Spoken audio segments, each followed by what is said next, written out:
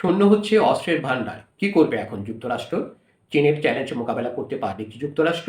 Iran যুদ্ধে যুক্তরাষ্ট্র কি পরাজয় মেনে নেবে? আসসালামু আলাইকুম দর্শক, বিস্তারিত জানতে চোখ রাখুন বার্তা নির্যাসে, সাথে থাকুন সাবস্ক্রাইব করে। ইরানের সাথে নতুন করে যুদ্ধ, ফুরিয়ে আসছে যুক্তরাষ্ট্রের অস্ত্র ভান্ডার। ইরানের উপর নতুন করে সর্বাত্মক সামরিক হামলা শুরু করেছে মার্কিন যুক্তরাষ্ট্র। তবে এই সংঘাতের তীব্রতা বাড়ার সাথে সাথেই ওয়াশিংটনের নীতি নির্ধারকদের কপালে চিন্তার ভাঁজ ফেলেছে একটি বড় প্রশ্ন: আমেরিকার অত্যাধুনিক অস্ত্রের মজুদ কি দ্রুত ফুরিয়ে আসছে? সাম্প্রতিক মার্কিন think tank centre for strategic and international studies এর বিশ্লেষণ থেকে জানা গেছে, গত ফেব্রুয়ারি থেকে শুরু হওয়া এই যুদ্ধে ওয়াশিংটন তাদের বেশ কিছু অতি গুরুত্বপূর্ণ ও অত্যাধুনিক ক্ষেপণাস্ত্রের অর্ধেকেরও বেশি ব্যবহার করে ফেলেছে। শূন্য হচ্ছে অস্ত্রের বড় বড় ভান্ডার। বিশ্লেষকদের মতে, মধ্যপ্রাচ্যে দীর্ঘস্থায়ী সামরিক প্রাধান্য বজায় রাখতে গিয়ে আমেরিকার প্রধান 7টি আকাশ প্রতিরক্ষা ব্যবস্থা ও ক্ষেপণাস্ত্রের মজুদ মারাত্মকভাবে হ্রাস পেয়েছে। টমাহক মিসাইল: যুদ্ধের আগে আমেরিকার কাছে প্রায় 3000টি টমাহক মিসাইল ছিল, যার মধ্যে ইতিমধ্যেই 1000-এরও বেশি নিক্ষেপ করা হয়ে গেছে।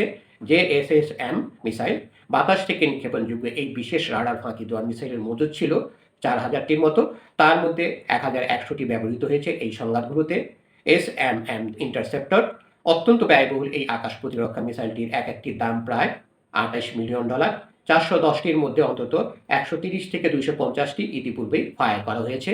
পেট্রিয়টিক সিস্টেম প্রতিরক্ষা ব্যবস্থার অন্যতম প্রধান এই অস্ত্রের 2330টি মজুদের মধ্যে প্রায় 1060 থেকে 1430টি ইতিমধ্যেই শেষ, পূরণ করতে লাগবে কয়েক বছর। মার্কিন প্রেসিডেন্ট ডোনাল্ড ট্রাম্প সামরিক বাহিনীকে আরও শক্তিশালী করার দাবি করলেও পরিস্থিতি মোটেও সহজ নয়। বিশেষজ্ঞরা বলছেন, এসব উচ্চ প্রযুক্তির ক্ষেপণাস্ত্রের ঘাঁটি পূরণ করতে আমেরিকার অন্তত 1 থেকে 4 বছর পর্যন্ত সময় লেগে যেতে পারে। ডোনাল্ড ট্রাম্প যুদ্ধাস্ত্র প্রস্তুতকারক কোম্পানিগুলোকে উৎপাদন 4 গুণ বাড়াতে বললেও কাঁচামাল ও জটিল উৎপাদন প্রক্রিয়ার কারণে দ্রুত সরবরাহ দেওয়া অসম্ভব।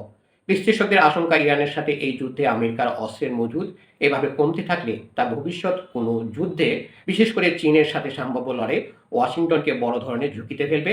একই সাথে ইউক্রেন বা জাপানের মতো মিত্র দেশগুলোর কাছে প্রতিশ্রুত অস্ত্র সময় মতো সরবরাহ করতে পারবে না আমেরিকা, যা ইতিমধ্যে বিভিন্ন আন্তর্জাতিক চুক্তিতে বিলম্ব ঘটাতে শুরু করেছে। ধন্যবাদ সবাইকে এতক্ষণ ধরে আমাদের সাথে থাকার জন্য। আরও সংবাদ পেতে আমাদের বার্তা নির্যাস চ্যানেলটি সাবস্ক্রাইব করে সাথেই থাকুন।